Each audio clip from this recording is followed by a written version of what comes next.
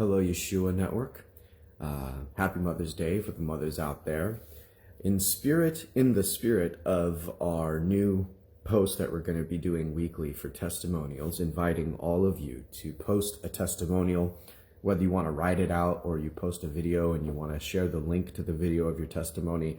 And it doesn't have to be the testimony where you're talking about, coming from being a non-believer into the faith. It could be a testimony about how you were in need of God and he showed up in a miraculous way and provided for you, or was there for you, or solved a problem for you that you had no way of knowing how it could possibly be solved. Or you have somebody who had a miracle or a blessing happen to them and you want to share a testimony about what happened with them. It doesn't have to be just for yourself. But in the spirit of that new thing, I wanted to give a testimony today. For as I was praying in bed before I got out of bed today, which is something I pride myself on doing, saying a prayer and giving the day to God before I get out of bed, I was kind of doing one of those have a conversation with him things, where it's not exactly like a prayer. It's just kind of like talking to the Father. And I was just kind of asking him about the struggles that I had been having for the last few years specifically, and trying to get more understanding, and trying to get understanding as for the sake of also understanding the future. So like understanding my past and what I had gone through, so that I could better understand the direction that God wanted me to go. I hope that makes sense. So that was kind of the conversation I was having with God today. And it was pretty remarkable. It was one of those things where he kind of shows you flashes of your life, instances of your life, puts them in a string, and you see how clearly they all add up to a thing. And it wasn't exactly an answer to what I was kind of asking him for, but it comforted me. It gave me an amazing comfort. It doesn't solve my problems in my life, but it lets me know that he's there and he sees me, and it does give me hope. And the testimony I want to share with you is about being really broken, not having any understanding of the situation you're in, why you are in it, and how you could possibly get out of it. And then how God does indeed come along and just miraculously, in a way we could have never asked, we would have never imagined, solves the problem. And then we look back and we realize that what we often perceived as a problem was actually part of his design. So that's a testimony I'm going to share with you today. And I just wanted to say that just in case anybody can't get through the whole video, or they want to know what the point of the testimony I'm giving today is about. When I was a young kid, and I'm talking like very young, 4 years old, 5 years old, I had heard from God. I didn't know that was unique. I didn't know that not everybody was hearing and having conversations with God. My mom told me later on that she thought I had an imaginary friend because I was always talking to somebody. And I said, oh God, no. And I was always scared, and I'm not making fun of anybody. I know there's somebody watching this who had an imaginary friend as a kid. And I know somebody watching this who might be an atheist goes, yeah, you have an imaginary friend too. You call him God. But when I was a kid, I was always talking to God, and I always felt his presence, and I felt like he was often talking back to me. And I felt like the world was just, I felt like I was an alien in a foreign place, and it wasn't where I belong. And I didn't really understand the feeling and the experience I was having. I didn't have a logical thought, or I couldn't explain to you these things. It was just a feeling I had that just something wasn't good for me. I just didn't like it. And but I was still, a happy kid. I loved to entertain and be funny and silly, but there was something about just this being in this world that just didn't fit for me. And there was nothing that I was excited about. I maybe that's normal for most kids, but there was like nothing in life that I was excited about. Maybe I was too young. Maybe we don't get excited about life when we're super young. We just kind of float through it. But for me, I wanted to be excited about something. I wanted to know why I was in this world, to be very short. And I didn't even know how to ask the question. So I used to ask my mom all sorts of weird questions. She would say like really weird questions, like profound God questions. And she's just like, what's with this kid? She used to literally say like, what's with you? So, and, but as I grew up and I started to go to school, what was just me kind of being a little weird, it got massively reflected back by every child and adult I was now interacting with as I was thrusted into interacting with multiple people in the world, right? So when I was with just me, my brother, and my mom, my dad would work, and maybe one or two neighborhood kids, I could kind of just skim through life, and just kind of find myself being normal. But as I went to school, and I started talking to kids, and I started to interact with people as I was interacting, with them in my neighborhood, I began to feel more pain thrown back at me. That confirmed that I was a little weird, and that I was, there was something wrong with me, and it gave me negative confirmation. And then as I began to be taught things, I wasn't able to learn certain things, two major categories of things I was not able to absorb. And this category was I couldn't read. I could say the words, I could see that THE said the, right? But I could not, for the life of me, tell you what I was reading. I couldn't give you any reading comprehension whatsoever. And I'm talking like the easiest of readings, right? Children books type of readings. And I would read it, the words would come out of my mouth, my eyes would translate the words. So it was, I don't know if it was a form of dyslexia to this day. No doctor has ever really told me what was wrong with me. But I could say the words, and I could read the words. It was a struggle, but I had zero comprehension of what I read. Modern day, normal American English. So the other part was any type of math where you were taking away things, specifically when it got into negatives. Like, how do I have a negative apple, right? How do I have two negative oranges? Where are the oranges, right? This was a concept I couldn't understand negatives, and nobody could explain it to me. And as an adult, I'm kind of frustrated with adults in my life, because if somebody would have just said, well, what if I lend you, or if you borrowed an apple and you owe me back that apple, right? Or if I that's, so you have to pay me. I'm negative an apple because you have the apple. It's like, oh, okay, so you had an apple, I took the apple, so now you're negative but it's your apple, you own it, right? I know I'm being silly in explaining this, but that's all I needed. I just didn't understand the negative concept, and I didn't understand how you could divide a negative either. I'm like, wait, there's 4 nothings that are there, and then you're going to divide those 4 nothings by 8, and the number's going to go higher? This doesn't make any sense to me. So nobody could explain it to me, and nobody could explain why, when I read, I couldn't remember anything that I read whatsoever. Like, no exaggeration, I could not recall anything that just came out of my mouth 10 seconds ago.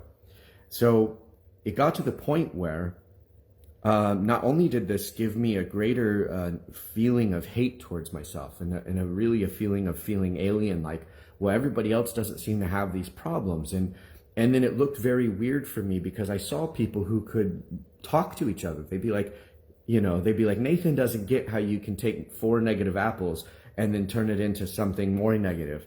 And they would understand what they were saying. And I was like, you guys understand, and I have no clue what's going on. And now I feel even not dumber, because I didn't feel dumb. I felt like I didn't belong. That's how I felt. I was in the wrong earth. That's literally the only way I can describe it. I felt like I was on the wrong planet. As a child, that was the only thing I could understand. I got sent to the wrong planet because I don't understand these people. So it got to the point where I was, I remember when, I know kids will do their homework with their parents, right? And I remember that my mom first, when I was very young, she would help me with my homework.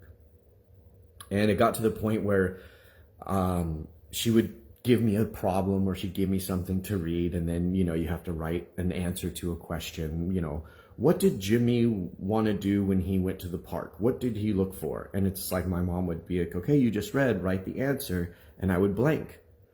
And I remember my mom getting so frustrated with me because she thought that I was being lazy. She thought that I didn't want to do the work. But in reality, I didn't understand. I would read the question and I would love to give the answer, and I'd love to get my homework done so I could go back to playing and hanging out with my brothers. But I didn't know. So when my mom's like, come on, you just read it. What was it? And I can only understand now as an adult what the frustration might be for an adult whose child just read, that, Jimmy went to the park to play with his ball or something like that, or went to the park to sit under a tree. It's like it was right there. It was in the sentence, simple, clear as day. You just said it with your own mouth. Write it on the piece of paper, right? We all know that like first grade or second grade or homework is not the most difficult thing in the world. So I can understand why my mom would get so frustrated. Well, by the time I got to like third grade, fourth grade, my mom would not do my homework with me. My dad had to do it. And I remember specifically that it got so bad that my dad would be yelling. Like, he got so frustrated. He was the most patient man I've ever met to this day, legitimately. The most patient, kind, loving, very good teacher. He got so frustrated with me that I remember he would hit the kitchen table where we would do homework. He would hit the kitchen table with so much anger and frustration. And I'd be bawling my eyes out to where like tears would be covering my homework pages. And because he thinks I'm fighting him. He thinks I'm being a pain in the butt for the sake of being a pain in the butt. And I'm crying my eyes out because I already feel broken. I already went through the disappointment to my mother. And now here my dad is, and he's so angry that he's like hitting things.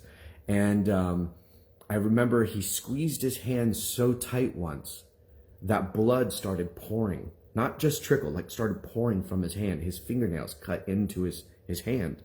And I'm thinking to myself, I've made my father so upset with my ununderstanding, my inability to do this thing they call homework, that he was so frustrated he was bleeding. I could physically see the outcome of the level of the disappointment that I was. So I couldn't solve the problem though, because I didn't know what was happening. He was the adult, and he couldn't explain to me how you have 4 negative oranges and you're going to take away 8 more oranges. How many do you now have? It's like, I didn't have any in the beginning to start with. If I have no oranges, I'm already no oranges. So I don't know what you're talking about, 4 negative. So he just couldn't explain it to me, right? And the same with reading. Nobody could explain why I had such a hard time reading. This is when I was about 9 years old, 9 years old. They realized that I wasn't just being a pain in the butt, because my teachers now, for multiple years in a row, were talking about how I was failing. And lucky for me, I was born in something called the President Ronald Reagan era. And he had created a law where it was called No Child Left Behind. And what it was is, even if a child was completely not able to do the work of the grade he was in, they would push the child forward, under the idea that being held back did more psychological damage to the child, and they could catch up with the right tutoring and the right schooling and so on and so forth. The child would catch up, and then they wouldn't be scarred by being held back. So this at least is what I was told. I might be completely wrong. It may be some other program, maybe for some other reason, but that was the program, No Child Left Behind. So lucky for me, I got pushed forward every year. I'd probably still be in first grade to this day, though, if it wasn't for Ronald Reagan, being completely honest with you. So eventually my parents realized that it wasn't just them at home that was having the problem when I was doing homework. It wasn't that I was just being difficult to work with or being a brat.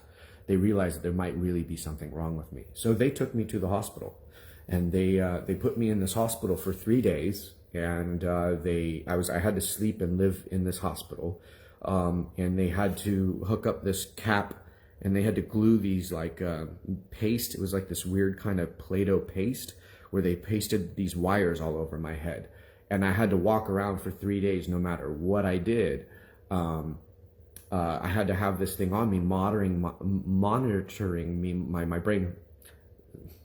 Now I can't speak, hilarious. Monitoring my brain activity the whole time. Sleep, wake, 3 whole days, right? And basically, what they sent me to the hospital for was to see if I was retarded. And yes, that was the word they used when I was a kid. And my dad even asked the doctor when we got there, is my son retarded? I think he's retarded. So it's funny now to say it, but it wasn't funny at the time. It was so serious. And I realized too, like, I want to speak to something, right? Because I think this applies to this testimony and the impact that it had on me this morning. And of course, I've said similar things. I'm saying some new things in this version of the testimony. I've said some similar things about my testimony in the past, but you know, one of the things was, as an adult now, looking back on that, I used to think that my dad was so mad at me, that there was just anger at me, right? But now as an adult, if I was working with my child and I saw that my child was failing multiple years in a row at school and he wasn't learning how to read, and he was getting to the 8-9 years old and he could not read and he could not do simple division math, like division, you know, basically division was my big struggle. So now it's like, as a parent, as an adult, you're like, I'm failing the child. I'm doing something wrong. I can't help my kid, right? And I'm thinking that was probably the level of the buildup of my father squeezing his hand so tight that he caused his hand to bleed. And I'm like, it wasn't just me, but as a kid, I thought it was just me. I'm so broken. And he was so proud of my older brother. My older brother was like, you know, the golden child, you know, the first child. Like, everybody loved him.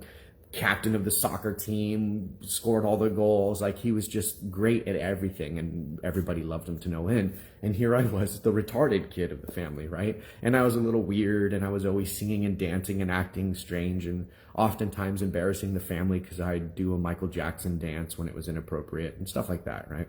So it just was like this real buildup of something is very wrong, to the point where I'm in the hospital. Wrong. Like, that's when you're in the hospital, you know something's really wrong, and you got these wires hooked up to your brain. So now I'm at the doctor's office, and they're doing these tests and they're doing these things, and they're asking me questions.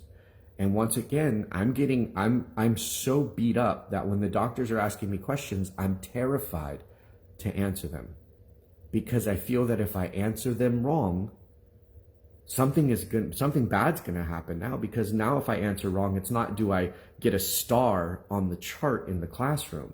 It's like there's something wrong with my brain. So I was terrified to answer any question the doctor was asking me. And anything that they asked me to do, because they had me do like things that I guess you would do if you were testing somebody if they were retarded, right? Like charts, math, puzzles, lots of puzzles, drawings. They asked me to do drawings and things like that. And I would be like, well, you have to explain to me what this is. And their whole thing was, we can't explain anything to you. We're just going to place this in front of you, tell you to do it, and see if you can figure it out. And it was just like, well, I was the type of person I needed to know why. I needed to know why for everything.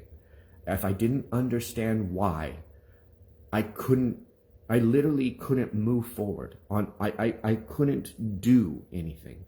And I dare say I'm no different today. If I don't understand why, I get this really weird block.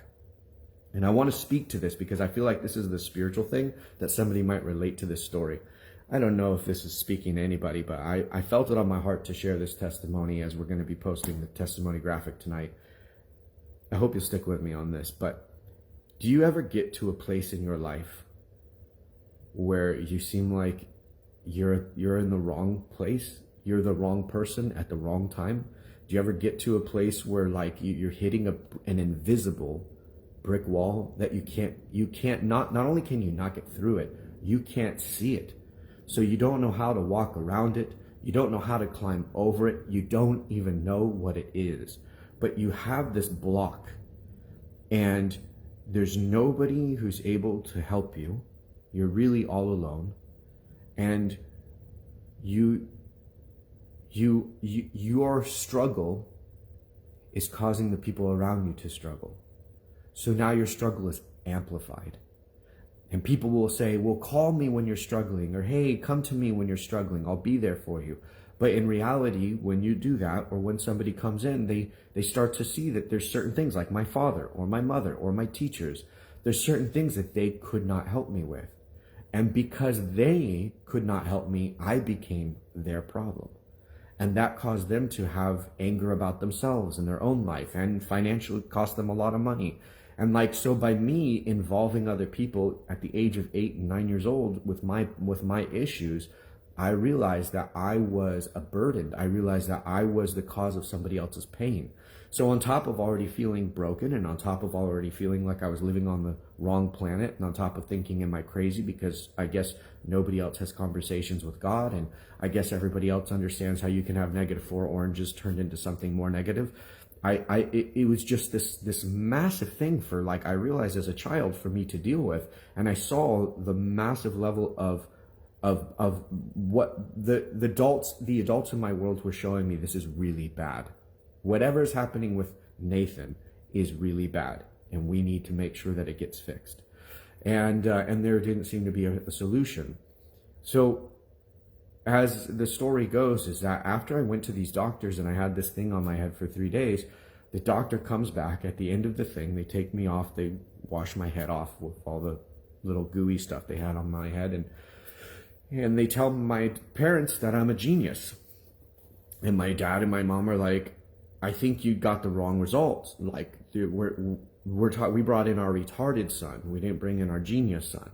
And they're like, no, we don't know what's wrong with him. There is something wrong with him. The doctor said that. We don't know what his issue is. He's not autistic. They said he's not retarded. They said, we don't know. We've never really seen anybody who has his type of issue. It wasn't dyslexia. The dyslexia was around, but it was just kind of being a thing at the time.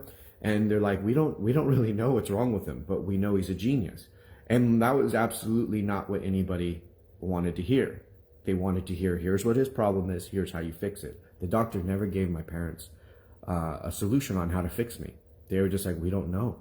And once again, God bless Ronald Reagan, no child left behind. I got pushed up another year. Now I'm in 4th grade. Then my parents, they literally stopped doing homework with me. They realized, well, maybe he'll, the doctor says he's a genius, maybe he'll grow out of it, or maybe he'll get to do just work with his hands one day or something like that. Who knows what the kid's going to do, but he will just keep pushing him through the years, and he'll figure it out, hopefully. So then I got to my 6th grade, and I felt more weird, and I felt more broken, and I felt more of a disappointment to my family and my friends and family than I had ever felt before. And it was at the time when kids were starting to get more bold about making fun of you. And then you started to see the size difference and physical attributes of kids at 6th grade, where there was some kids who looked like small men and, other kids who looked like 1st graders. And I was one of the ones who looked like a 1st grader still. So I got picked on a lot, and I was an easy target for the very reasons I'm telling you. But as luck would have it, or as God's divine nature would have it, the kid who could not read so bad that when it was my time to read in class, all the other kids would huff and puff.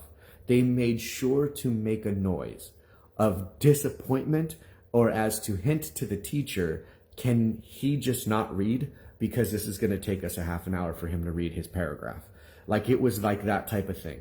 It was that level, right? So all of a sudden I have a teacher from England. My teacher from the previous year in 5th grade, she flew and she took over a class for a gentleman by the name of Mr. Mooney. And Mr. Mooney flew from England and came to America, and he took over her class. So he was my teacher in 6th grade. And he got frustrated with my reading. He was like, I don't know what's wrong with this kid. He seems normal when we talk to him. He interacts just fine, but once he goes to read and once he goes to do math, the kid's retarded.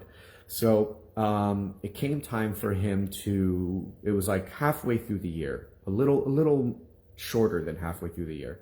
And he wanted to give us some English, the Queen's English experiences.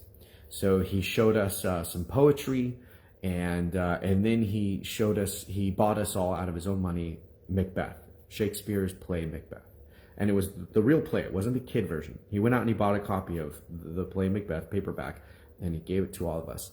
And as everybody sits down, it's like 10, 15 minutes, everybody's sitting in their seat. It was after, lunch. And so we're all outside playing. We come in. We all find on our desk this copy of Macbeth, and I pick it up, and what I always did was I tried to read. I counted how many seats were ahead of me, and then I would count how many paragraphs, because that's how it worked. I count how many paragraphs was good, so I would know which paragraph I was going to end up having to read. So I'd read it 3, 4, 5, 6 times, hopefully, before it got to me. And that would speed up the process and make my reading a lot smoother. I don't know if there's anybody else who ever had a reading issue who can relate to these tactics, right? When you realize you're the bad reader in the class, you try to figure out what part you're going to be forced to read, and you read ahead of it so that you're freshed up on it and you read it a little bit better. But I remember I did that tactic. And on this day, I opened up the book and I started reading Macbeth. And it was like the voice in my head. The way that it sounded, the way that it spoke, it was literally how the voices in my head sounded. Like the voice, like how you think a thought. It's like how it sounded to me. And I was like, oh my gosh, I understand this. This makes sense to me. This is fantastic. So as all the other kids get asked, okay, who wants to start us off? We're going to be reading the greatest English writer ever today. His name is Shakespeare. I'm sure you guys have heard of him. Who wants to read first? Nobody's hand went up this time because everybody was looking through it and seeing it. And they're like, nope, I don't want to read this.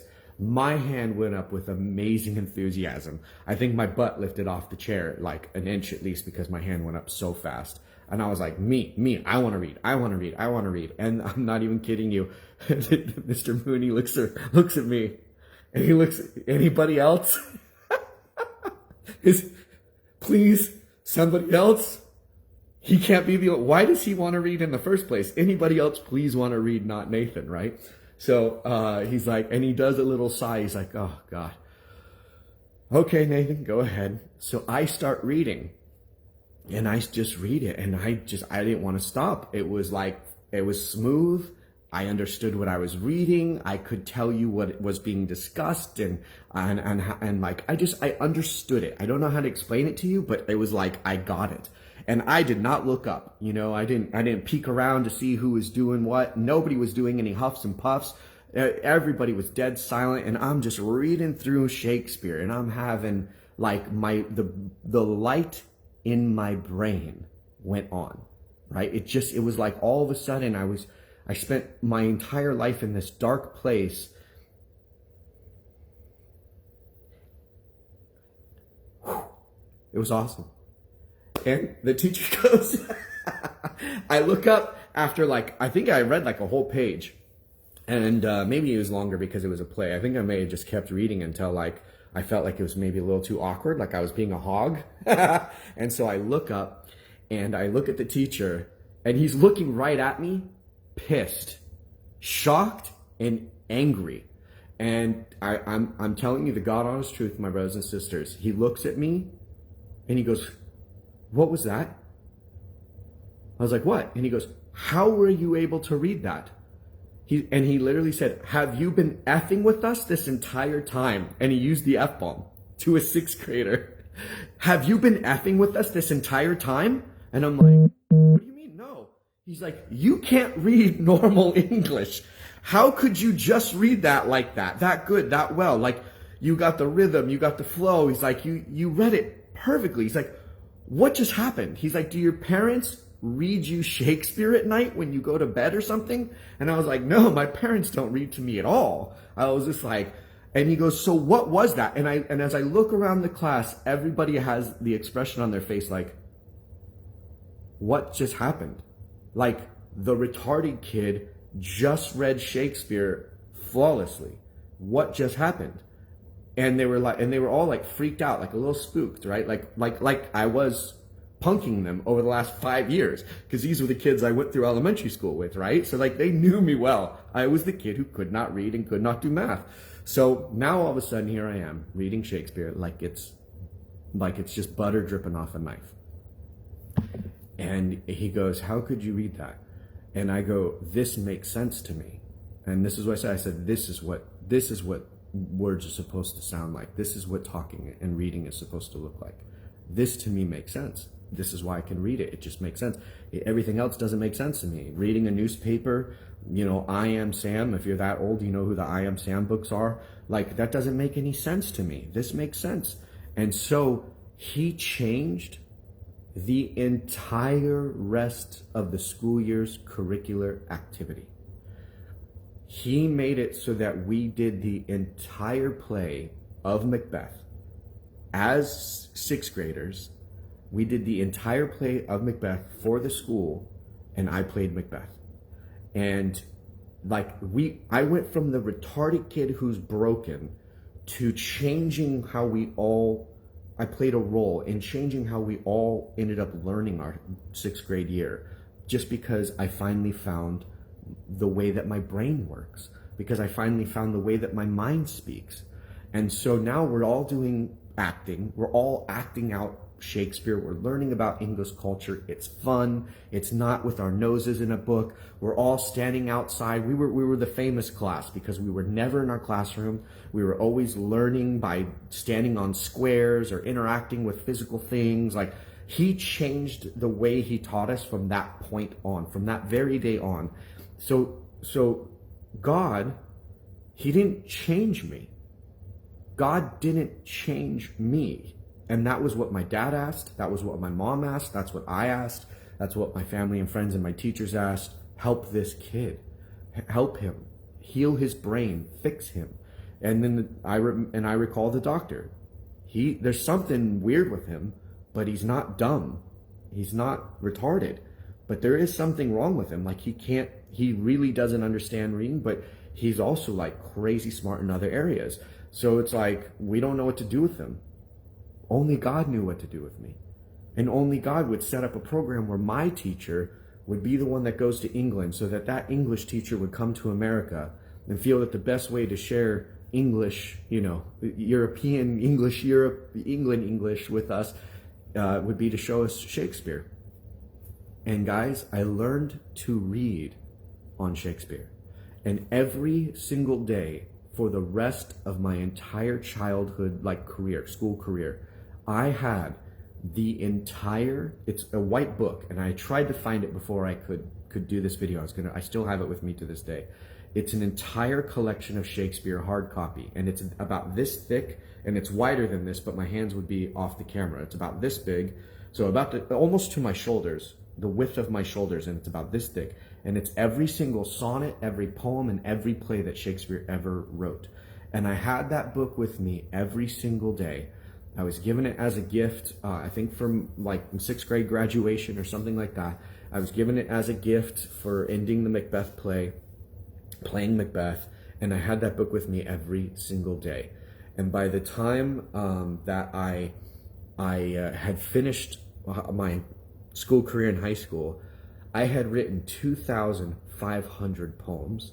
I had written 3 books. I compiled them into 3 different books. I had written 2 plays. I had produced and performed multiple plays.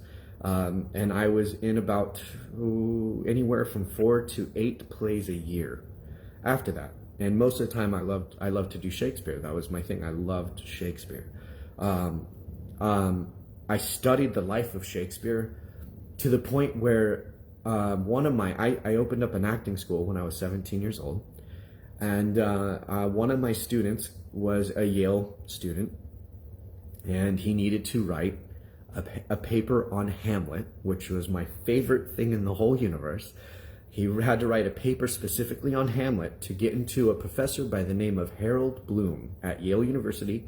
He was the head of humanities in 1997, 1998, around that time period. You can Google all this to see if I'm telling you the truth. And he had to write this paper, and I said, listen, let me write the paper for you. I know Hamlet. I'll teach you too. He was my acting student, so I'll teach you too, but let me write the paper for you. I promise you'll get into this. It was the most advanced humanities course at Yale University.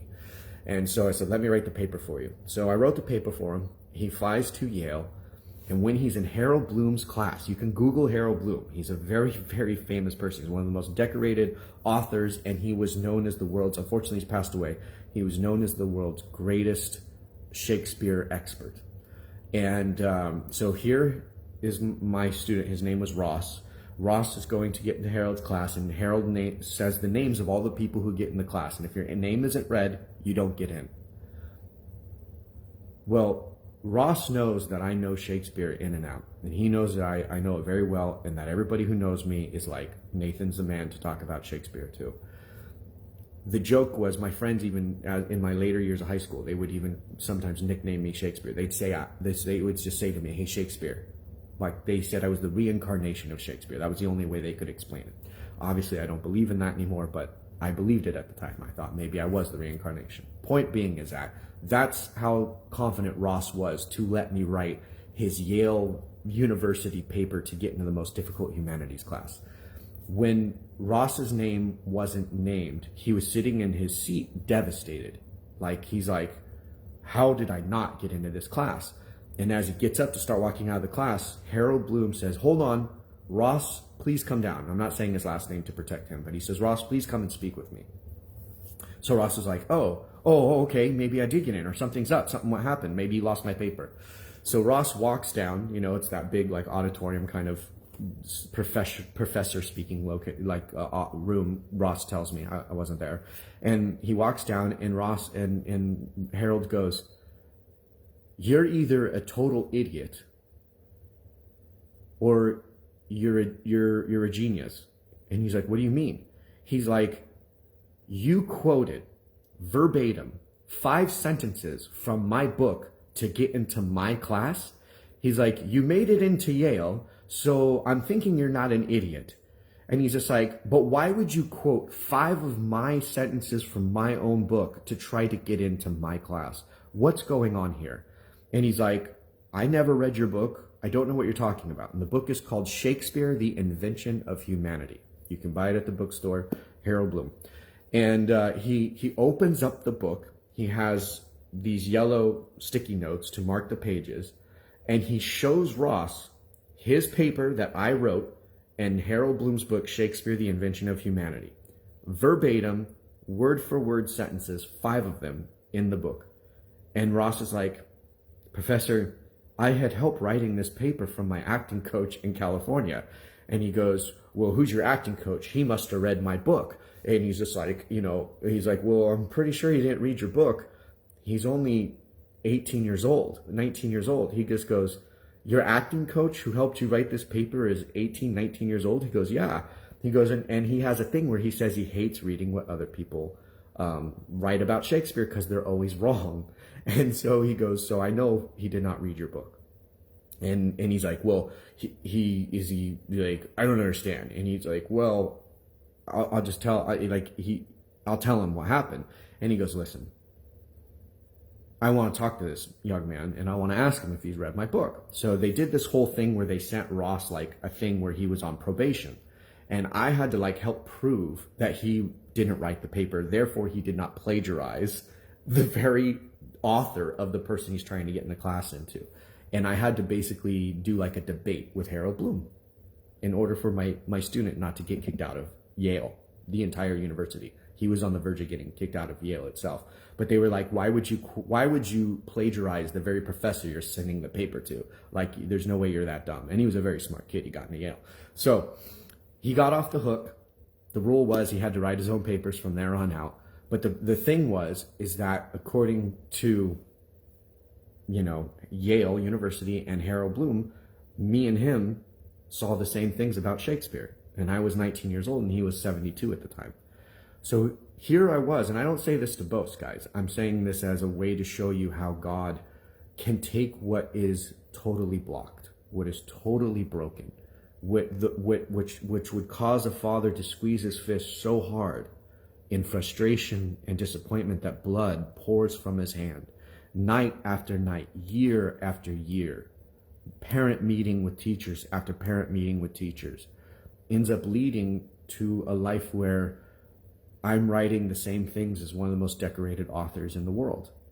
And you think about, if you've been in this ministry at all, this Yeshua Network ministry, if you think about what my ministry is founded on, it's about reading one of the most difficult books in the whole world.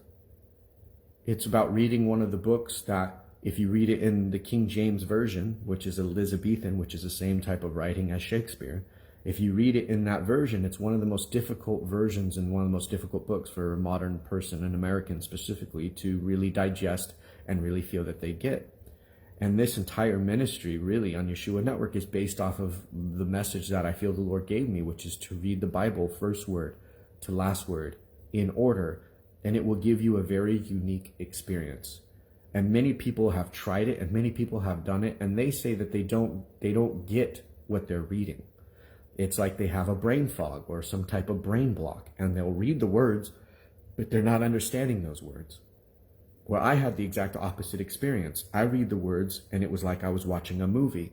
I feel I have a great understanding of the things that I'm reading, just like when I read Shakespeare, because the King James Bible reads a lot like, not exactly, but it reads a lot like Shakespeare. And so to me, when I picked up the Bible and started reading it, I felt already at home in a way. And one of the compliments I get quite often in my ministry is that the way that I get things from the Bible is unique. People are like, I don't know too many people who got that from the Bible, or when we do our entire Bible read through and I'll make a comment about something I'll get, people are like, you see the Bible in a different way than I do. You look at it from a different perspective, or you see things in a different way than I do. Well, when I was a kid, that caused me to go to the hospital for being retarded. And the Lord now uses the kid who could not read as the head minister of this ministry, which helps people to read the Bible. Is the most backwards, doesn't make any sense, the most flipped on its head thing that you could possibly imagine. If you were to tell the 8-year-old me who had those wires hooked up to his head that in 30 years from the time that he was having those wires hooked up to his head, that he would be helping people all over the world on the internet have an understanding, a better understanding, helping them learn and read and come through the Bible and really feel the Word of God enter into their hearts and grow, because he's reading the Bible and helping people to understand it, that would be the most impossible of all things for anybody to believe for that child on that day. Am I making sense? Like, that would be the last thing on earth that anybody would have ever imagined. And yet here I am, having that as really the foundation of Yeshua Network, is the whole Bible, reading it, learning from it, studying it, not being intimidated by it, fellowshipping about it, and loving one another. And if you think about it, the way that I try to do this ministry is how I wish somebody would have helped me when I was a kid, when I didn't have understanding. I just wanted to find somebody who could explain it to me in simple terms. It didn't need to be complicated. I just needed the switch to go on, the light bulb to get flicked on. And for me, I feel that when I read the Bible the first time, I understood what I was reading, but there were certain things that in the understanding of the language itself didn't match with the overall arc of the Bible. And I'm kind of taking this another step on this testimony, but when I found these things that are called concordances, and I bought the Youngs, the Vines, the Strongs, I think there was another one, I keep forgetting it, but and I had these translators, and I had literally 6 to 7 different Bibles on my dining room table, took up my entire 7-person dining room table. I had them out, and when I read the Bible the second time, I would read a paragraph, and then I would check it in every version of the Bible that I could afford at the time, and I would check what the definition was in the different concordances. This was because I needed to have the same type of understanding as I needed to have when I was 8 years old. I needed to understand what I was reading. And I knew that if for me, I needed to read it very slow, I needed to read the definition of every word I did not understand, I most likely could not pronunciate, which I still cannot pronunciate to this day, right? If you watch our live video, entire Bible read through, you will clearly see that when I get to the Hebrew names of the cities and the Hebrew names of people, I just mumble over it because I don't know how to pronounce it. But I would go into the concordance and I'd find out what the meaning of the name was. I'd find out who that person was and what they did and why they were important to the story and what things do we know about them outside of the Bible. This is how I was able to really understand the Bible. It was how I was able to really move forward. And if you had ever joined, or if you ever do decide to join our series called Entire Bible Read Through, it's a fellowship we do every Wednesday night here. You'll know that as soon as it starts, I share with you an app that was made that took all those versions of the Bible I had all over my dining room table in all those different concordances, and they put that into an app on your cell phone, your laptop, or your tablet. And once I found that app, boy, was I happy, because I didn't have to have all these things spread all over the place and taking up my living room. And so that changed the way that now I read the Bible forever, because it gives my brain the full understanding that it needs. And if I read the Bible and I get that blank wall that I get when I used to read whatever book in high school we would read, or junior high or elementary school, and my brain would just be blank. And that happens to me when I read the Bible, guys. I'm not saying that it doesn't, because I either didn't pray specifically. I didn't pray for God to come into me and give me that light and show me the word and what he wants me to get from it. That definitely makes 100% a difference every time. If I forget to pray, I will have brain fog. I will have that foggy, I'm not getting what I'm reading. I'm drifting into other thoughts every single time that happens to me. But if I pray and I really mean it and I go, Lord, be with me as I read, right? And then I open up my eSword for those things where I'm blanking. Why is my brain having a block here? And I look into the definitions. I look into the history. I go deeper. Then the brain fog goes away. And now I have an extra clarity that people who were able to read it off of the surface and just go, okay, I understand that enough. That sentence made sense to me. I understand that it was telling me blank, blank. I can move on to the next sentence. But by me having that still, that learning disability or whatever it is, it causes me to go deeper. It causes me to not be satisfied with the surface understanding that I got. You may get great things, but I only got a surface understanding. And it makes me dig deeper into the Bible. And it makes me take a look at it from a different perspective. Specifically, a director, a movie director, a play director, or an actor's perspective. If I was going to act this out like a Shakespearean play, if I were to produce this like a director, what does it look like? What are the people wearing? What's the city they're in? What's the culture? All these things tie into the way that I give my 2 cents about the Bible when I'm teaching here, when I'm sharing. I won't want to say I'm teaching, but I'm just sharing. I'm giving my experience of what happens with the Bible. If you really take a listen to me, I talk like I'm a film director about the Bible. I talk about I'm an actor. This is the character is saying, the person is experiencing this, his emotion, her emotion. They're delivering it. They're crying. They're weeping. They're laughing. They're following Jesus. They're falling at his feet. But why? What's the motive? In what way do they fall? These type of things aren't in the scriptures. But if you dig deeper and you do the research and you look at the original languages, sometimes the words are there in the original language. They fell weeping rather than they just fell at his feet. They fell weeping at his feet. They fell tired at his feet. Like the Hebrew language or the original language will give so much more depth than, unfortunately, what the English language gives. So just like how modern English to me was missing so much, that Elizabethan English filled in the blanks.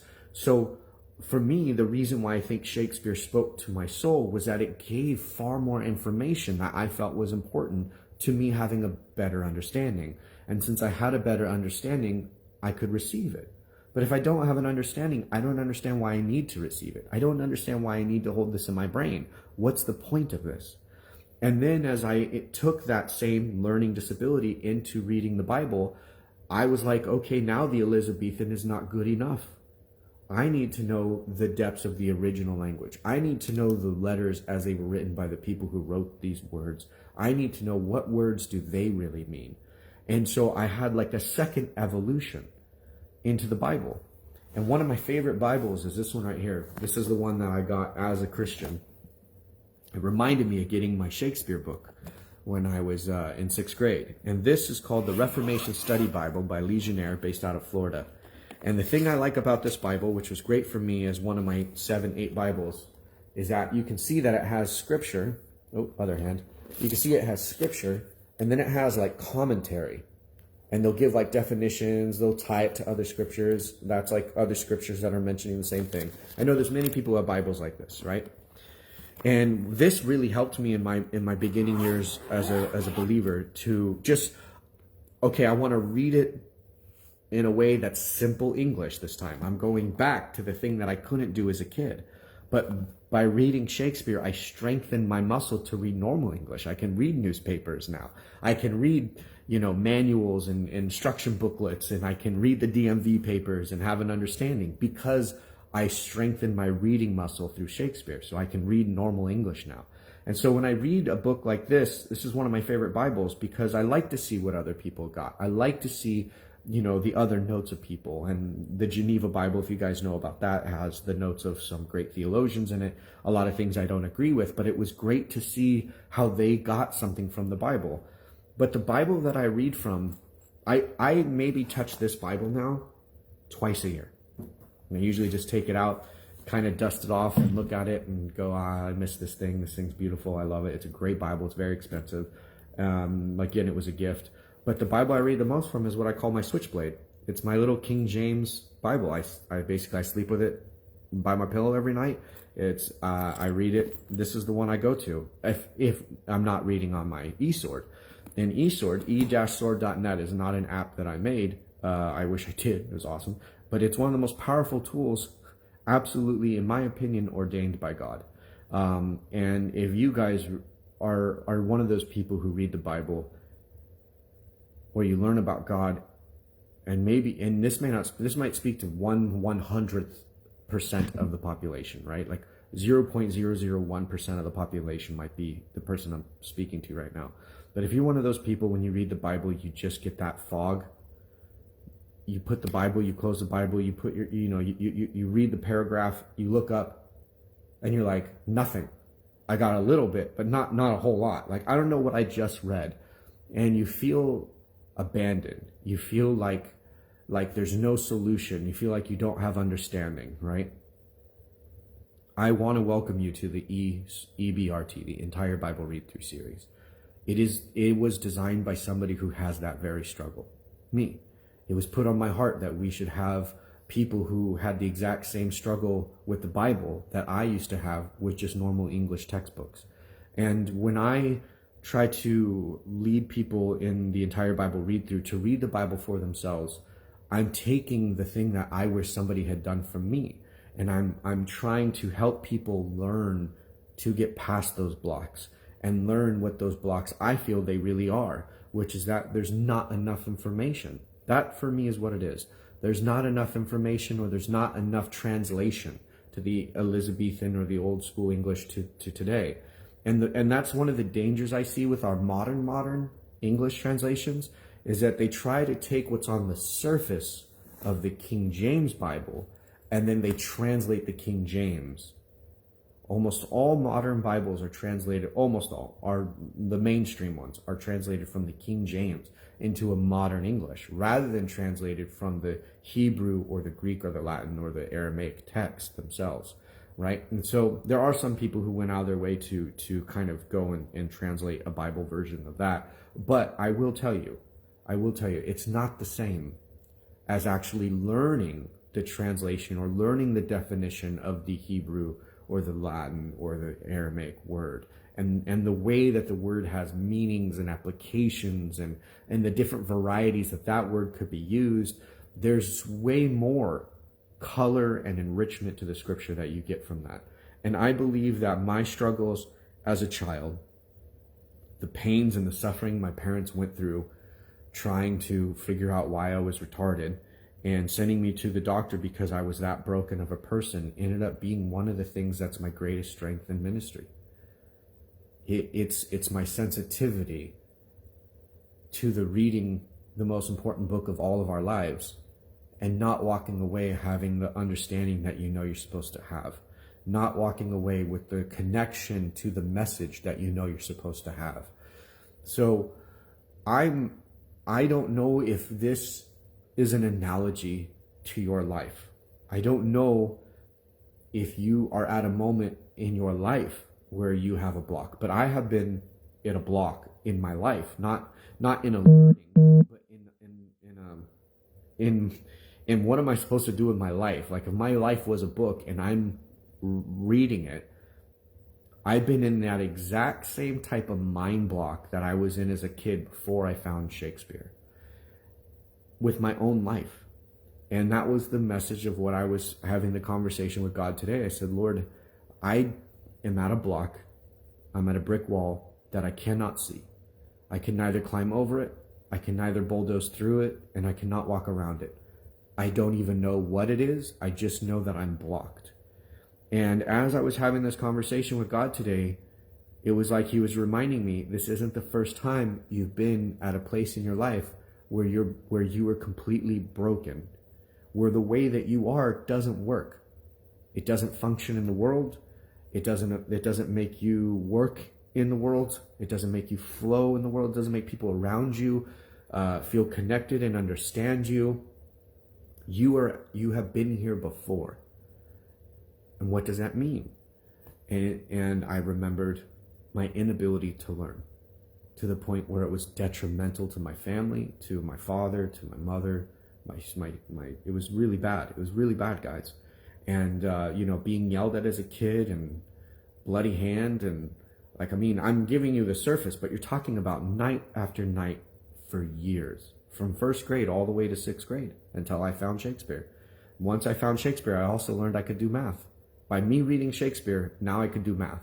I could understand algebra. I could understand, negatives. Like I could understand dividing something that was already divided because I read Shakespeare. I don't know why that works. I still don't know if there's a doctor out there who can tell me why that works.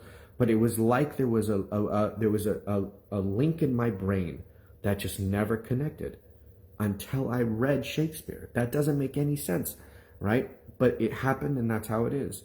And my point is to say is that God had it planned that way the whole time. And now whatever it is that you might be going through, it might be more of a life block, not an education block or a learning block, but you might be at a life block. You're thinking to yourself, my life is broken. I don't know what's wrong with it, and nobody who comes alongside of me can tell me what's wrong with it. Nobody can come alongside of me and say, hey, this is the solution to this person's problem, or this is the person's problem. The doctors couldn't even tell my parents what my problem was. They could only see that there was a problem. And some of us, I think, live in that. And I think some of us have been living in that for a very long time. We know that something in our life, something about us is broken, but we don't know what it is. But we know who love God and who love Yeshua, that he didn't create us to be in fear. He didn't give us a spirit of defeat, but to be overcomers. He gave us the Holy Ghost so that we could overcome the things that we would not be able to overcome otherwise. I believe that the Holy Spirit plays a massive role in why I'm able to understand Shakespeare to the degree that I could at a very crazy young age. I believe it was a Holy Ghost thing. And I think that the Lord gave me a reminder today to say, you are in a block. You are in a totally broken place. But what makes you think that I'm not in that place with you? What makes you think that in this brokenness and in this place where you are having these blocks, that I am not forming you, shaping you, and setting up a character so that when the moment comes that I place the new Shakespeare, the next Shakespeare type thing at your feet, the light bulb will go on in a second. And I think that that's the problem that I forget, is that it only took me reading one page of Macbeth for my entire learning disability to be cured. Cured. Right? One page of Macbeth, what, a minute? And all the things that the doctors probably would have put me through and all the tutoring and studying wouldn't have done it. But in 1 minute of reading Shakespeare, my brain connected, the wires connected. And what I'm saying is that there is a day and there is a way that God can come, and what is indeed broken, what is indeed a blocked life, we're trapped There's no way out. This is very real. I know some of you are in it. I myself am in it now, myself still, but I know it, and I can testify, and this is my testimony, that God had done the weirdest, strangest, most not make sense thing in all the world. In fact, it's the most opposite thing that anybody would have ever imagined. The cure to the kid is give him the hardest English thing to read, right? Doesn't make any sense at all. And that it would lead to me teaching the Bible one day. Doesn't make sense at all. But that is how God works. He chose Moses, who had a speech impediment, to be the voice of God to all people who came after him, really, until Yeshua.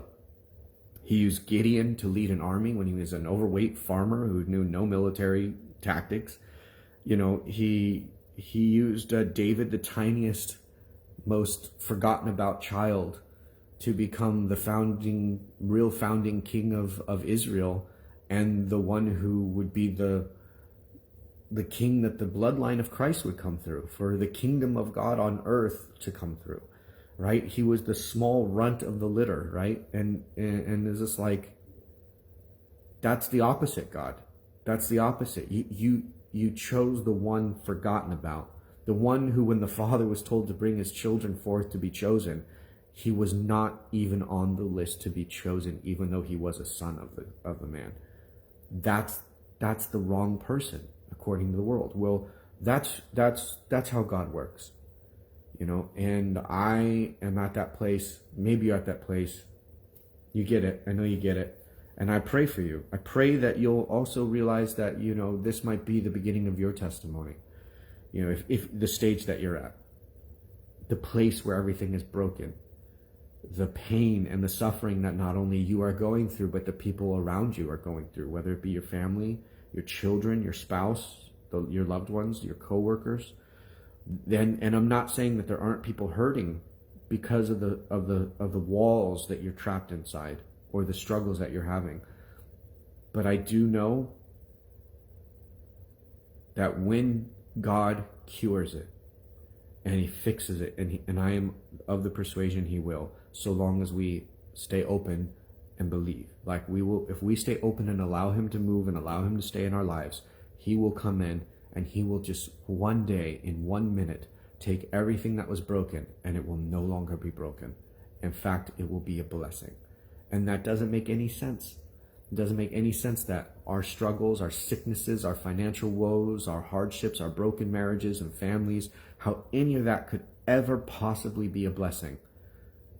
How could it possibly ever be a blessing for me to be a retarded kid for 9 years of my life, first 9 years of my life, to the point where my mom and dad are fighting about me, and my dad is devastated about me and is worried sick, so they take me to the hospital? How could that ever be a blessing?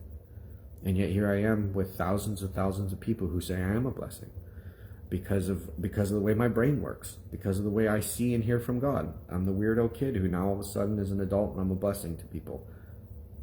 Not because of anything I did, but just because of the way that God made me. So I'm believing for every single person out there that your situation you're in right now, where there's a block, where you're trapped, it's a testimony just waiting to be birthed. And I know I'm right there with you. I want it to be birthed yesterday. I want it to be birthed 5 years ago. I want it to be birthed already. I don't want to stay in the box. I don't want to be in the block anymore, in the gray, in the blackness, in the shadows. I don't want to be there anymore. I'm begging God to have that light come on once again in my life and everything that was broken made right. And I'm praying for that for you, and I'm praying for that your situation, and I'm believing in that.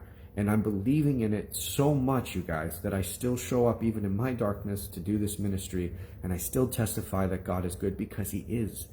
Not because it benefits me to say so, although spiritually I do believe it. It does, because I know praise and worship means something, and the devil hates it. But I hope that you don't think that you need to do a testimony like this. It was just on my heart to share this today. But I do hope that you will see the power of what God is doing in those little moments too, in those little victories that we all need. I do hope that you realize that by sharing them on our new weekly testimonial graphic that we'll be posting, how much it will encourage people and inspire people and keep possibly the faith going one more day for those of us who need to keep that door unlocked for when God does come knocking, so that he can enter into our lives and in 1 minute fix everything that is impossible to fix, because he can do it, and it's already planned. He's already designed it so that he has the one piece that makes the whole machine work. He doesn't need 1,000 pieces, and even if he does, he has them all. He just needs the one piece, and all the cogs work together. That's how good of a God he is. That's how well he makes it happen. And I pray for those blocks and those walls to come down in the name of Yeshua HaMashiach. And I ask that you pray for me, for my walls and blocks to come down. And I pray that I will have more blessings and more testimony to pour out and share and inspire and to be in fellowship with the rest of you guys. And if you haven't yet, join us at the entire Bible read through. Maybe it'll be a little bit different for you now that you've heard this testimony. Maybe when you see that there's a whole bunch of people from all over the world reading the entire Bible together for the first time, some people for the first time ever, and they're doing it, in fellowship with the retarded kid who can't even read. God's pretty amazing, guys. Be blessed. Continue to be the blessing. I'm Nathan Wheeler, and we are Yeshua Network.